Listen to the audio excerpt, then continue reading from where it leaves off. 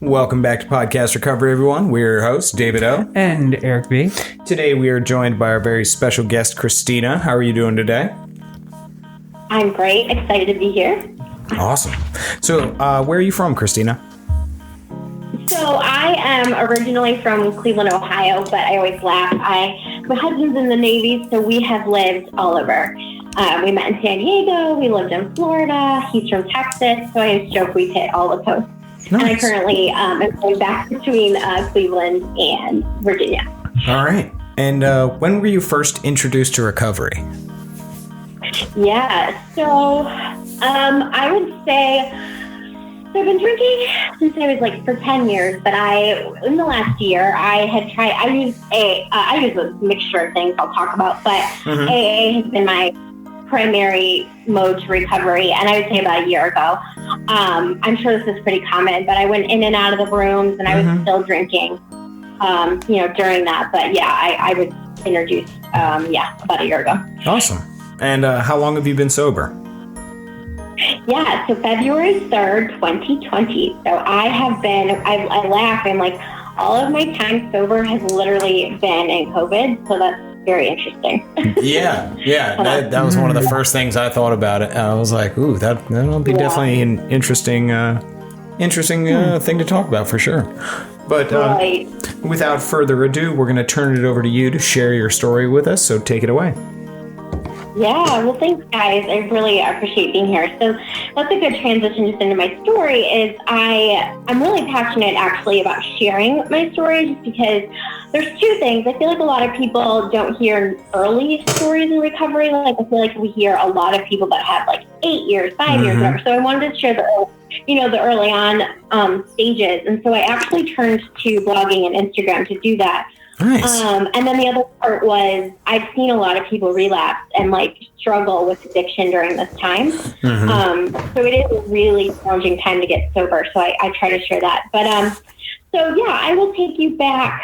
I didn't start drinking, surprisingly, until I was 21. Late bloomer. What? A late bloomer.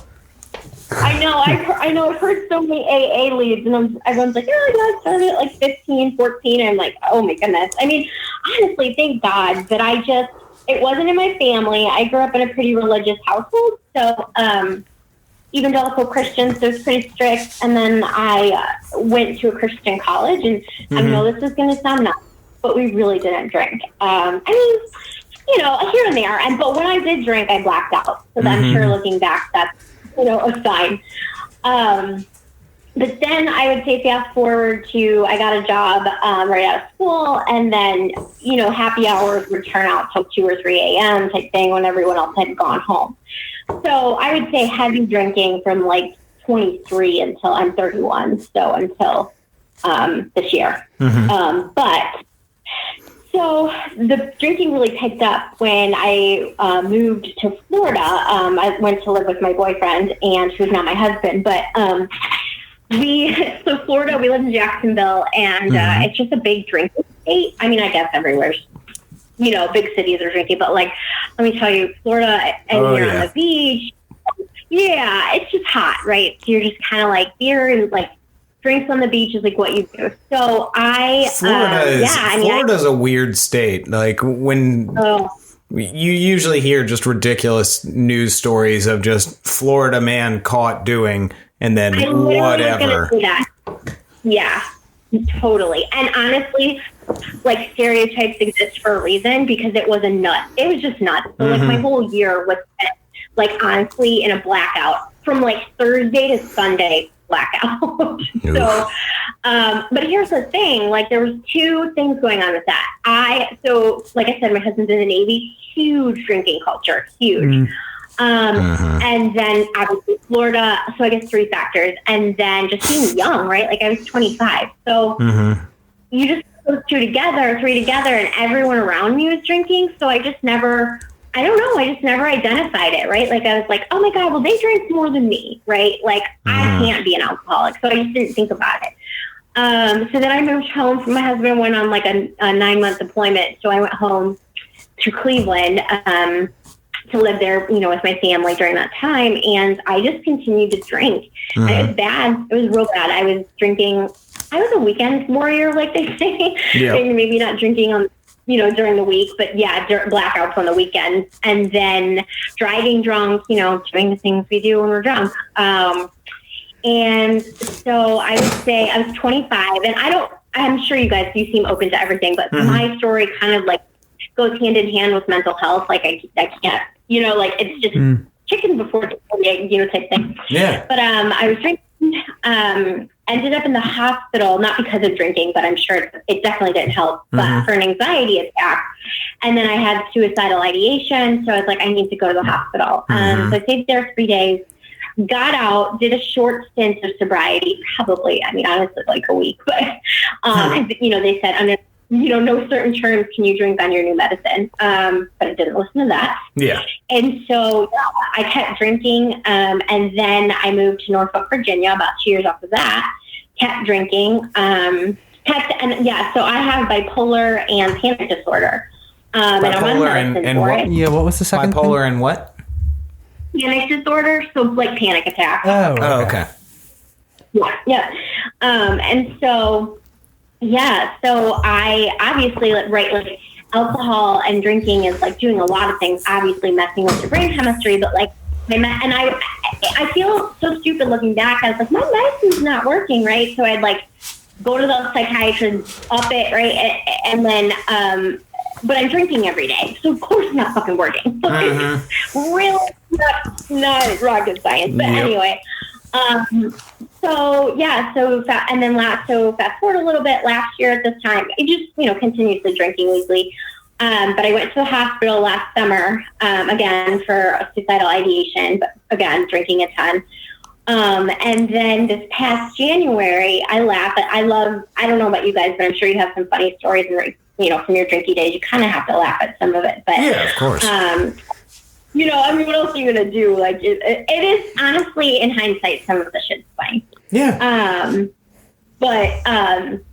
So I was drinking at home with my husband. He went to sleep. I went to my neighbors, drank with them till 2. They went to bed like normal people.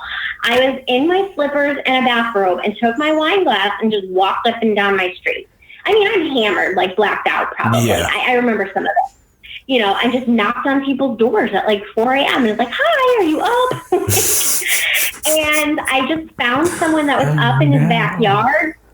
What? Oh, that's amazing. Oh my God. Yeah. I can visualize all of this, and it's great. Wait, continue your story though. Continue. Go ahead. Yeah, it's so funny. And you have to see me too. I'm like this little petite blonde, right? Like walking around at 4 a.m. I don't know how the cops didn't catch me, but so yeah, this big wine glass. I go up to this house and there's lights on in the back and there's literally a gate that says no trespassing. So I thought, oh great, well, it says welcome Christina. So I just hop the fence, set my wine glass down, hop the fence, walk around to this guy's garage in his backyard. And I'm like, hi, my name's Christina. You guys can't tell, I'm pretty extroverted. So, and this guy's name is Chuck. We just drank till 7 a.m. together. He was drinking whiskey and Coke, and he got me more wine. And but the caveat to that is I had just gotten a job working for a politician. I work in like communications and politics, actually, like political campaigns. And I had to go to this really, I don't know how, prestigious is the wrong word, but important person in the city I live in. And I went to her house, hammered, shit-faced, and had a meeting with like a bunch of people that I was supposed to be present at. And, obviously I don't remember a lot of it. So I'm sure I don't even want to think about what I did, Anyway, so I got done with that meeting. It was probably like 9 a.m. And just walked to a bar that was open, right? Because I'm still drunk. So I'm like, I'm sure I don't know if you guys know how that goes. And so I did. I went to a bar. My husband found me because he was tracking me at that point on my phone. Thank God.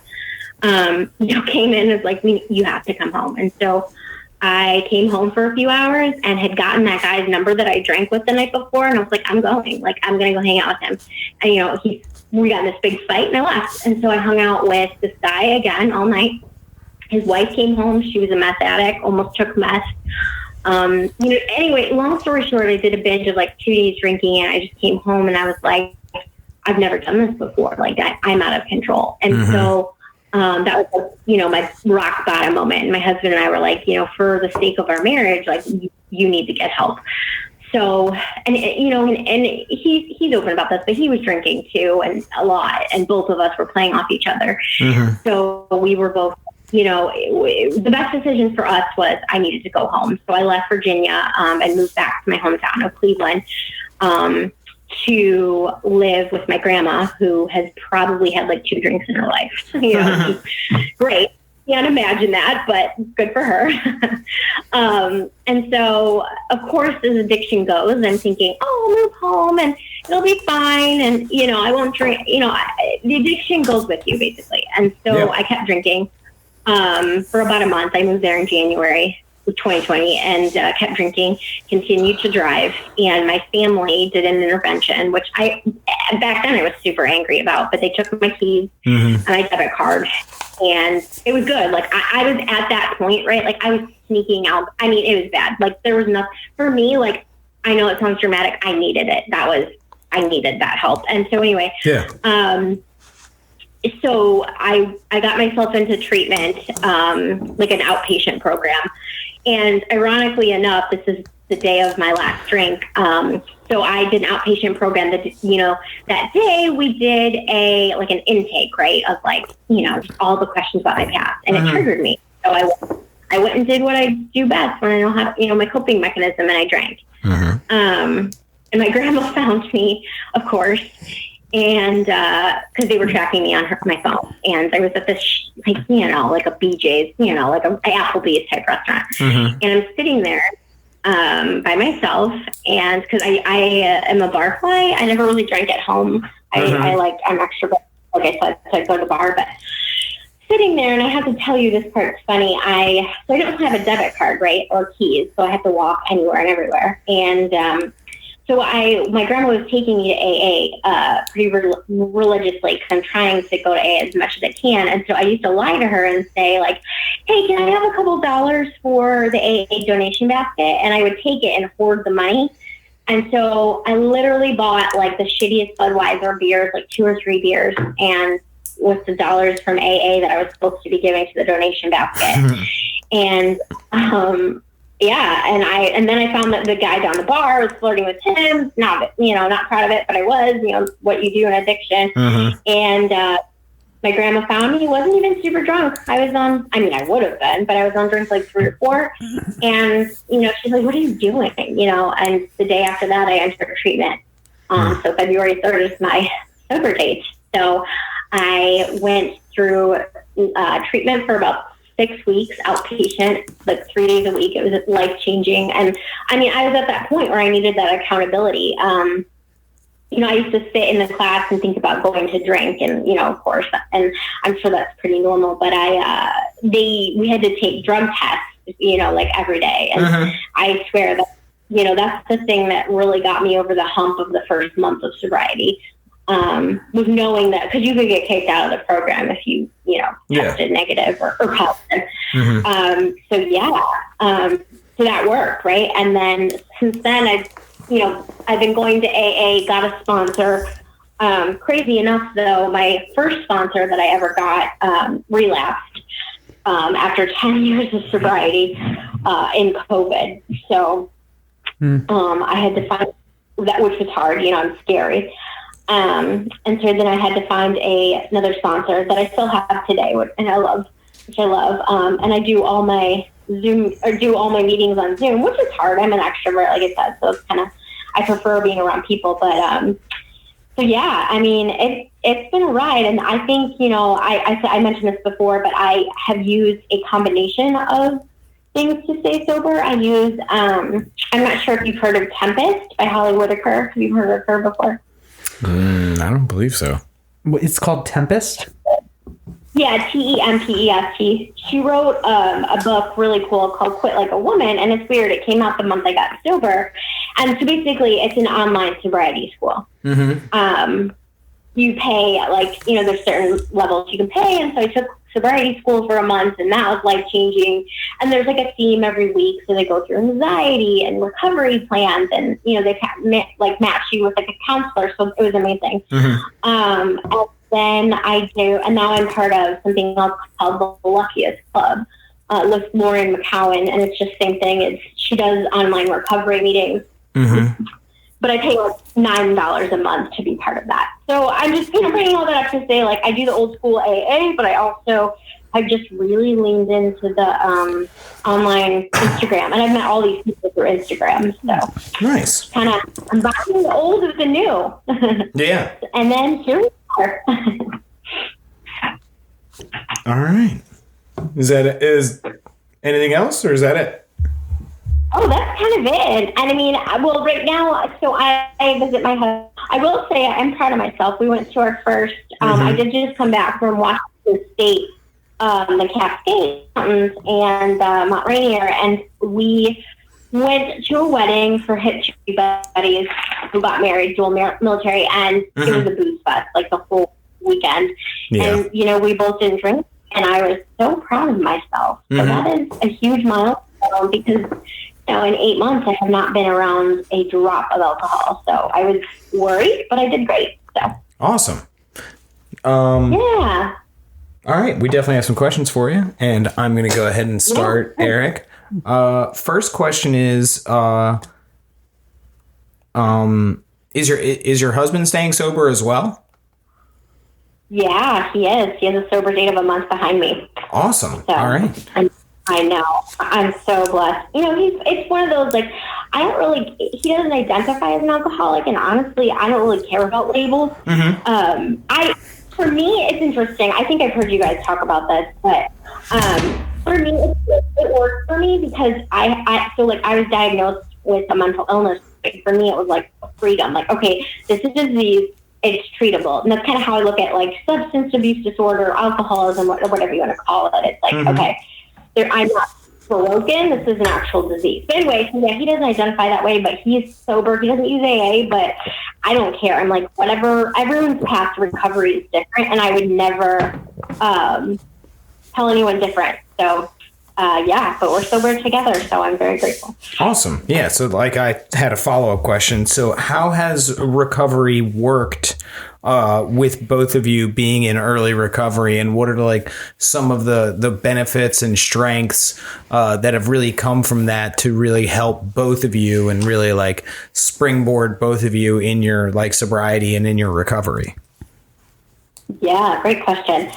So I always laugh. I'm like, I wonder, is it better that we're both like deal with alcohol because we can understand each other, or is it worse? But anyway, I think it's been really good, honestly. I think, it improved our marriage 100% because you can imagine, like, when you're drinking, I mean, at least us, we fought all the time. And we're pretty easygoing people and, like, really don't fight that much when we're sober. I mean, we do like normal people, but we screaming matches. I'm divorcing you, like all that stuff. So that's the first thing I would say is, like, the fighting has just gone down immensely. And then we're both the other thing is we're both really active people. So, like, I'm a big runner, he's a runner, and, like, so we have started doing things together again, right? Like, when you're hungover or drunk, you're not working out. Yeah. So we've gotten that aspect of our lives back. And then the other part is just not worrying about the other person. You'd always have to worry about me, like driving home drunk. And, so I would say overall, I've been lucky. I've heard a lot of spouses say they've gotten sober and their partner hasn't, but we supported each other. Like I said, he doesn't utilize all that I do, which is, he's doing great on his own. Yeah. He's very supportive of my program. Awesome. All right. Cool. What you got, Eric? So, Christina, where are you right now on the steps? Yeah, so I am on my fourth step, interestingly enough. I'm going to actually do it with a sponsor when I get back. But yeah, I'm there. I made a list of my resentments and took my personal inventory. I was dreading that one. I don't know why, but it wasn't as bad as I thought. So, so I guess like just so my question is going to be, describe the process of going through your first 3 steps and how those have helped build the foundation of your recovery today. Yeah, for sure. Well, the first step it was interesting. Like, I think for a while, like I went to the, AA, and was like, I'm not an alcoholic, but I got a problem with it. And it was hard for me to take that first step. But I think once I hit that, I told you guys the rock bottom, I realized, like, I'm not working. I can't work. Like, clearly my life is unmanageable. So, yeah, I mean, that one took me a long time to get to. I would say about a year. But once I did, it was like freeing, because I was finally like, I'm done, right? Like, I just surrendered. So that was actually a powerful one for me.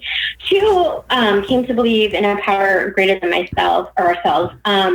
It's interesting. I mentioned I grew up in a Christian family, pretty strict. I wasn't allowed to watch TV, couldn't listen to radio. Like, I went to a Christian school, so it was, I was very sheltered. So saying all that to say, I walked away from my faith. Didn't really denounce God, just didn't really, do anything with church one way or another. And I will say that AA brought me back to some kind of faith, to a God, and then perfect transition to a God as I understood him. And I'm okay without defining that, if that makes sense. I have my faith. I do believe in God. I'm still wrestling with if I believe I'm a Christian or not. In early sobriety, I'm still figuring that out. But, so I'm, the first 3 steps have been life-changing for me, in the sense that it also set me back on a spiritual path. Awesome. All right. Which one do I want to go with? All right. So you talked about, like, right before we started, like, most of your recovery being during COVID. And I think for everybody that's been a very unique challenge. I won't say the go-to word that everybody's been saying about COVID. Stop looking at me like that, Eric. What is that? Unprecedented. These are unprecedented times. Oh, I thought we're in recovery. I'm way out of the loop. Dude, you were looking at me like I had 3 heads. I was like, come on. I was like, what are you talking about? That is the word. It's like COVID, unprecedented. This is unprecedented times. It's just, I don't watch the news, so I have no idea. I know, but you hear it everywhere. Really? You haven't seen it on Instagram or anything? I feel like there's lots of memes that say they're... My Instagram is very curated to be... Yes, it's very pointed. To be cats, dogs, and cool art and, like, photography, and that is it. Like, no, like, like my personal Instagram. But yeah, cats and dogs mainly. You're such... What do you think the first one? Cats and dogs. Okay, I love you already. I have 2 cats. I'm a huge cat mom. Aussie Corner, quick shout out. My favorite Instagram right now. Okay. Australian Shepherds. Australian Shepherds? Okay. Yeah, nice. Adorable. Okay. You're such a people's person, Eric. So anyway, with these unprecedented times in COVID, what are some of the challenges? Because I know, like, a lot of people have really been missing out on that in-person recovery, and, like, the whole Zoom meetings and everything has been a really big adjustment for them. But you talked a lot about, like, finding people on Instagram and stuff like that. So have you felt any sort of disconnect from having, like, socially distanced recovery? 100%. I mean, so I found my home group, and it took a while, right? Like, I went to tons of different meetings, and I finally found it in Ohio or Virginia? Yeah, in Cleveland. Okay. Yeah, I did it. And I finally found my home group, and I literally went there for January, February. Yeah, I mean, I went there 2 months, and then COVID hit, and they shut down the meeting. Yeah. So yeah, that was super hard. I mean, because I had just made friends, and, like, like I said, I'm a social person, so I prefer in person. So yeah, that's been super hard. You know, and Ohio has been, Cleveland, where I'm from, has been pretty strict. So there really are no, in-person meetings. So yes, that has been very challenging. All right. What you got, Eric? So going back to your spirituality, and saying that you were brought up Christian and you're okay with not defining God at the moment, or your perception of a higher power. I came up atheist, or agnostic when I was I guess I'm agnostic now, but I'm guessing I'm assuming it's easier to come into recovery with a background in religion. But how are you wrestling between the not connecting the two, like that religion and fellowship are separate? Because I mean, you're mentioning how you're not sure if you want to go back to that faith. So like, what other avenues are you looking at right now? Yeah, a lot actually. I've been on a spiritual journey for sure. I think, like you said, I do watch a church online. I did start going back to a physical church when I was in Cleveland, but of course it shut down.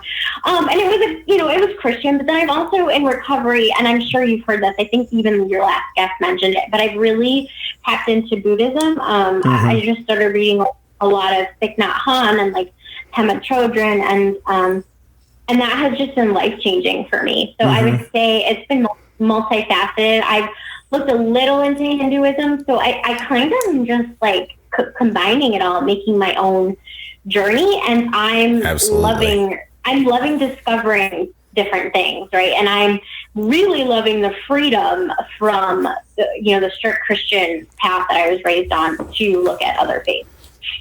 Nice. Awesome. All right. And my next question kind of goes into that.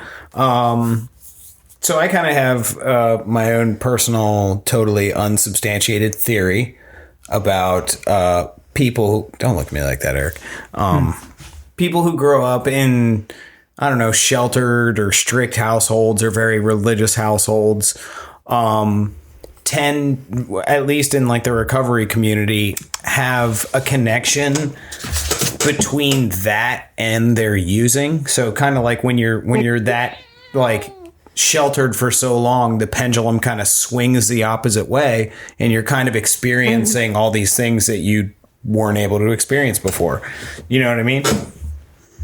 Sure, for sure. Yeah, absolutely. So do you think part of your early drinking career was sort of that pendulum effect of really getting to experience all this new stuff that you really didn't at earlier points in life? Yeah, absolutely. I mean, because I was very, like you said, very sheltered. So I didn't go to parties, wasn't around alcohol or drugs. And so I think, I think it's interesting. I didn't go wild in college. Like I said, I really didn't drink that much, but I think, in my early 20s, I certainly did. And so I think I had this perception when I was in school of like, have to be the good girl, right? Like that was always kind of my, I don't know my reputation, what I was known for. And then when it became a young adult, making my own money, living on my own, is when my addiction really reared its head. So yeah I think so. It was, a rebellion might be dramatic, but it was just more of like a breaking free is for me more so of like ditching that. I don't have to be good. I can make my new own identity. Yeah, totally. And the name of my theory, Eric, is the Catholic schoolgirl theory. It's a fantastic it's a fantastic theory. It just seems to be a thing, Wait, so did you buy your first drink, Christina? No, I got drunk at, where did I drink? Oh, I was in college, just a typical like college party. So okay. Do you remember what your first drink was? Oh my God, I don't. I really don't. Oh, I do. It was vodka, just straight vodka. And it was like a water, and no wonder I literally took like 3 shots in a row because obviously that's what you do. Yeah. And I remember being like, I can't feel this. Why can't I feel this? So I just kept taking it until I puked and then blacked out. So, nice. That's about accurate. That's metabolized, you know? Yeah. Everyone's college experience, right? Like, I'm kind of universal. Yeah, you gotta space out your shots unless you're doing the 3 wise men, and then you just gotta knuckle down and get it done. Which is, I mean, it all depends on the situation. Too, it was all depending on the situation. Also depends how much are shots at bars. You know, is there a happy hour? What a racket. What a racket those were. But I mean, that's a real thing, though. Like Wednesday night, Ellicott City used to do that, right? Oh, of course it did. And it's like, all right, it's 9 o'clock. Let's go up the street. All right, it's 11. They got $1 beers here. Yeah, like, dollar rail shots. Yep, dollar rail shots. Yeah. You know exactly what I'm talking about. I know exactly what you're talking about. 100%. So, we're everybody out there listening, we're degenerates. it's all based on situation, man. Former degenerates. All right, is it my question now? Yes, it is. All right, so recovery, in my opinion, is not just about addiction. And you mentioned you have bipolar and a panic disorder. What are you doing for your mental health? Especially if you are, if this is like the beginning of your recovery journey, I know how difficult it can be with bipolar or like anxiety disorders to start during this time and then also getting sober at the same time. So what are some of the methods you're using for that?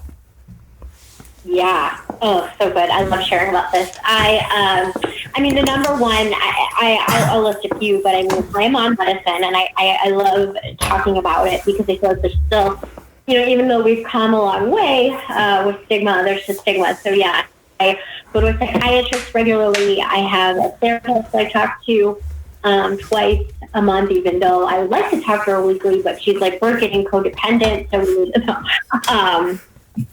So I talk to a therapist and then exercise. I know that might sound funny, but once I got sober, I started running again. I've been a big runner, so I run or walk or bike like every day. And if I don't, I can feel a noticeable mood change. And then now that I'm sober, I do a night routine and a morning routine that involve meditation and journaling.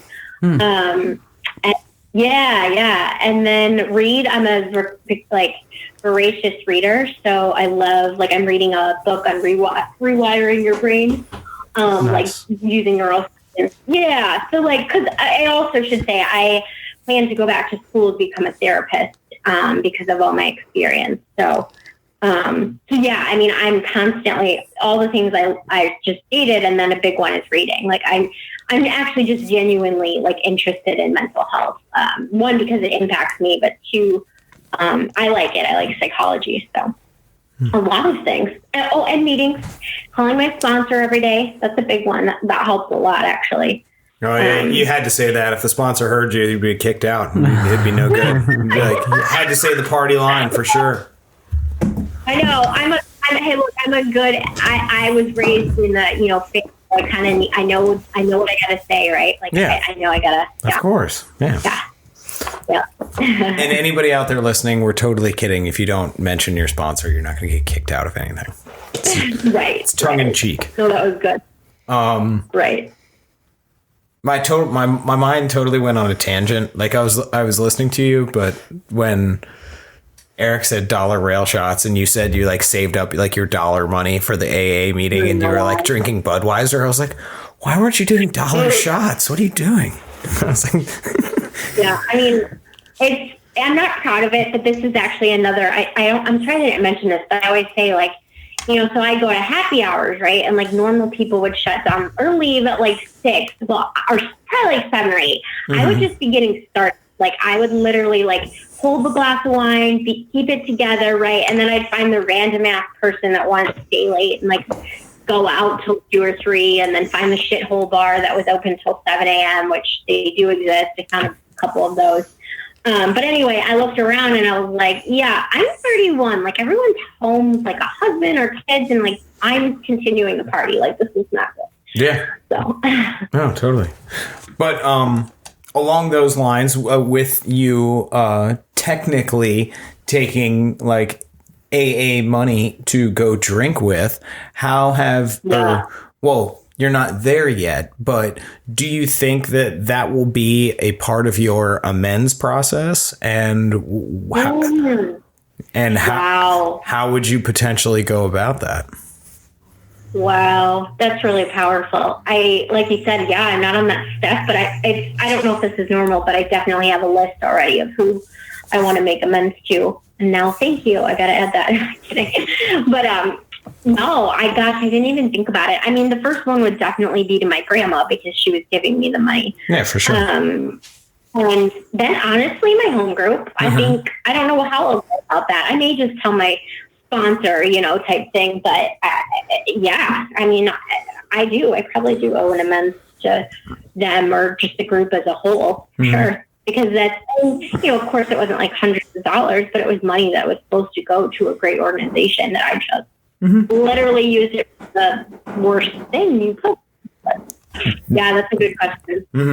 Well, trust me, you're not the first person or the last person to ever do that, for sure. Truth. Yeah, it's a good point. Thank you. Yeah. I'm telling you, that's what I love about AA, because I feel like they come in and I'm like, I've said this before, I'm like, oh my God, I'm so embarrassed I did this. And people are like, are you kidding me? Like, that's nothing. Exactly. I freaking love people in recovery because it's really hard to shock any of them. But that camaraderie in the room, about just insane behavior it's a great thing because it really makes you feel welcome and at home. Oh my gosh. Yeah. Yeah. I would say that's a big power of AA. It took a lot of the shame and what I'd done away. So yeah. Oh yeah. Like walking down the street in a bathrobe and a glass of wine is hardly the worst thing anybody has done in any room of AA. Right. What's the craziest thing you've done drunk, Eric? Oh man. Let's just commiserate in our craziness right now. So one of the worst ones I had, I was 16. And I played Madden shots, which I do not recommend anyone do. What is that? So every time you score, you take a shot. Oh my God, in Madden? In Madden. Oh, and then, Lord. We also had a shot glass that went incrementally up. For quarters. So my friend and I, we were 16 and we finished the bottle, and then I walked to 7-Eleven. It passed out behind the 7-Eleven, and then I blacked out, and I don't really remember what happened, but my friend said I was like claiming the medium like a pirate, and I was like this is my land. And he was like, we need to go home. And I was like, no, this is my, I don't know how I didn't get arrested. Definitely got alcohol poisoning. Blood vessels didn't burst that time though. I did have a time where, that's probably one that's not as terrible as like some of the other ones are. But, that's amazing though. Yeah. It has some it has some levity, right? It's not like, there's like, it does. Yeah. All right. It's funny. You gotta laugh. And I love sharing it, right? Funny. Like, I love that we can all laugh at each other. Exactly. Probably. Oh, publicly? What, you, David? Yeah. See, Did you shit in a golf hole or something? Like, what's... I was so much more destructive. You didn't have like these cute like things now where people would be like, "Oh, that's cute." Like that medium was yours. Yeah, yours was more like I took a baseball bat and started bashing all like the mailboxes and shitting in golf holes. Yeah, that's why I'm trying to find something that was like cheeky and humorous. Okay. Well, this is something that I did routinely. We would go drinking and driving, and we would like, those like election signs and stuff like that, or any sort of like small little stick reflectors on the side of the road. We would steal those on our path of drinking and driving, put them in the car, and then we would all go to my girlfriend's house, who was in the car with us at the time, and we would stick them all in her parents' house. Their front yard, so they would just wake up and they would just have this mass amount of like reflectors and real estate signs, and they just didn't, and it happened for like a good 2 years. And these people were just baffled. That's hilarious. So one time, that does remind me. Oh, go ahead. Oh, I was just thinking of like grabbing random things and putting it in random, like, so. Yeah. I used to work at Sam Goody. And we used to have like cardboard cutouts of like actors and musicians. Oh, this is going to be good. And one time I took Martin Lawrence from, I think it was Big Mama's house, but it might have been a different movie. But I had like a 6-foot cutout of Martin Lawrence. And I got home and I put it in my parents' room while they were sleeping. That's hilarious. So they just woke up to Martin Lawrence like standing over them. Is that sober that you did that? I mean, I wasn't sober too often in high school, so I doubt it. Yeah. But amazing. Still, it was a good one. I enjoyed that one. It is a good one. That is a good one. Oh man, that's great. All right. So my final question is a fun question. So you have sort of been by marriage a little bit of a Navy brat. So you've been all over the country. You said. Right. So my fun question is what are some of the funny or strange or quirky aspects about different parts of the country? Because we obviously talked about how crazy Florida is. Right. I love that. So, I mean, San Diego, I don't know if you call it funny, but I mean, everybody was like, I use the word crunchy, like vegan, right? Like runner, biker. So that was kind of annoying. You know, I don't know if that's quirky, but that was interesting, you know. And then, I mean, Florida in general, yes, like the Florida man is a thing where like people are drunk and using meth and like and stealing, taking alligators for no reason. Yeah, no, seriously, And then I will say, a weird experience I had in Florida was I'm from like we've mentioned Cleveland. Like I got called a Yankee all the time, and so because people were like, "Oh, you're from the North," and I was like, "What?" And you know, I was like, "Oh, the baseball team," and they're like, "No, you're a Yankee," and it was just the strangest experience for me. And then living in Virginia, I would say, you know, I love Virginia. I will say I live like by Virginia Beach, if you know where that is. I live in Norfolk, but close to Virginia Beach. And, you know, so it's called Hampton Roads. It's like a big area, but it's different just because it's 50% Navy. So I don't know if there's any quirks just because literally everyone is from somewhere else, you know, so it's kind of, you do. Everybody's a transplant.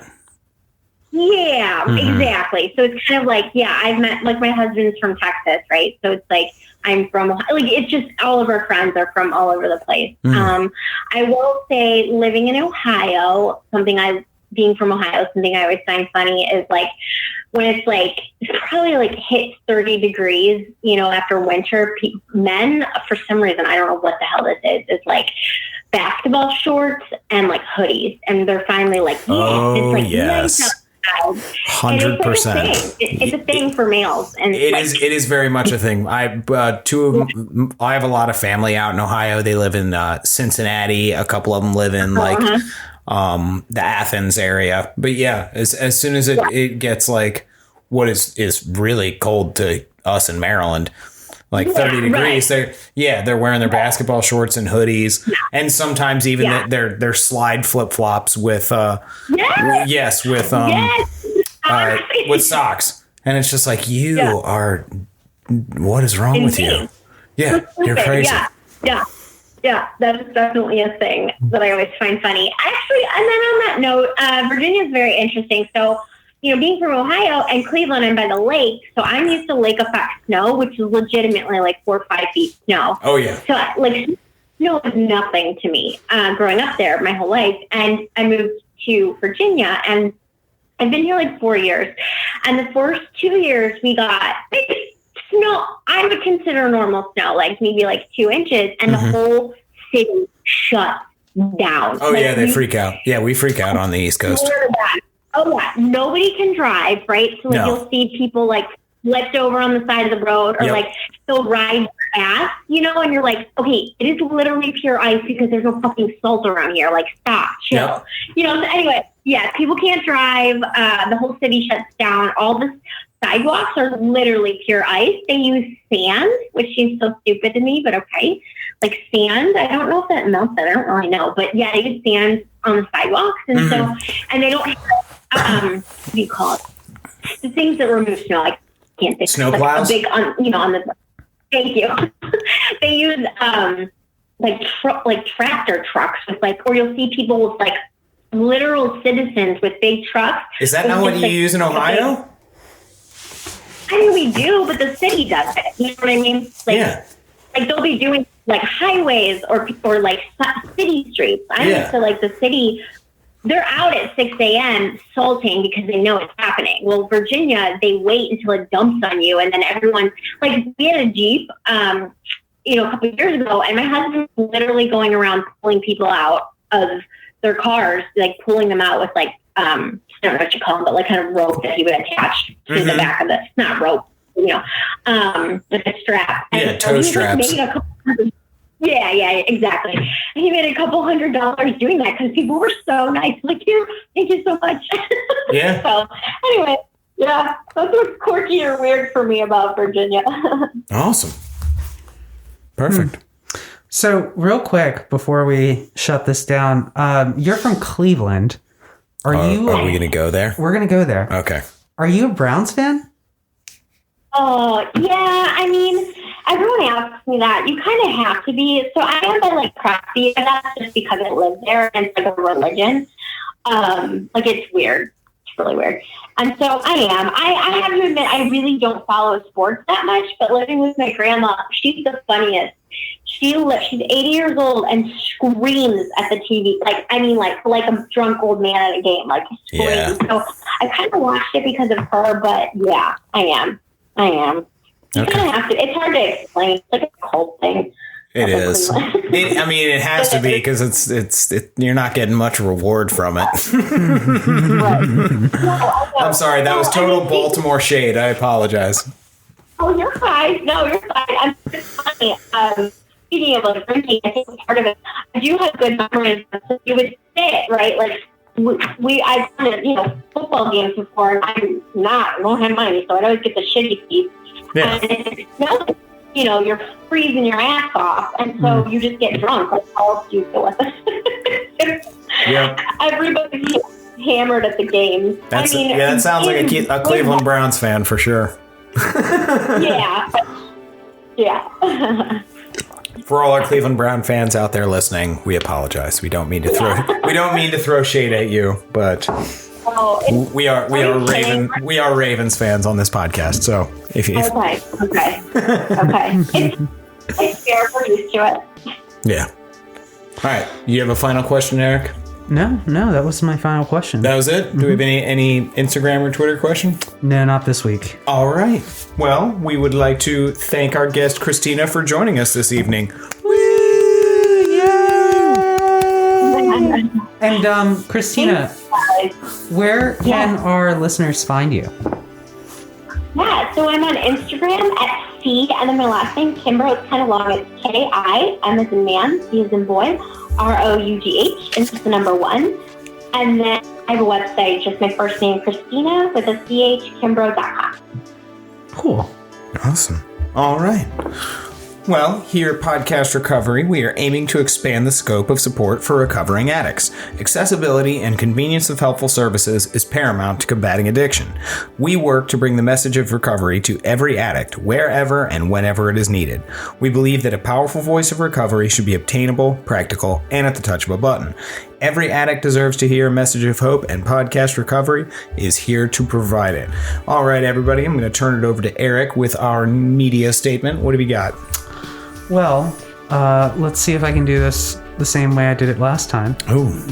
Where here at Podcast Recovery, we are fully self-supporting. So we need your support in order to keep the mics on. Yes. Oh, yeah. There it is. You like that? Love it. So you can, in the description below, click on the nice link that says Patreon and become a member of our home group, where you can support us in bringing new content to you guys each and every week, or throw some money in the digital basket with our Venmo or PayPal pages. Also, please like, subscribe, follow, tweet, comment, that whole thing with YouTube, Facebook, Instagram, Twitter, and anywhere else you find Podcast Recovery. And for more information about Eric, Carly, Allie, and myself, go to podcastrecovery.com. But most importantly, everybody out there, stay safe and stay clean.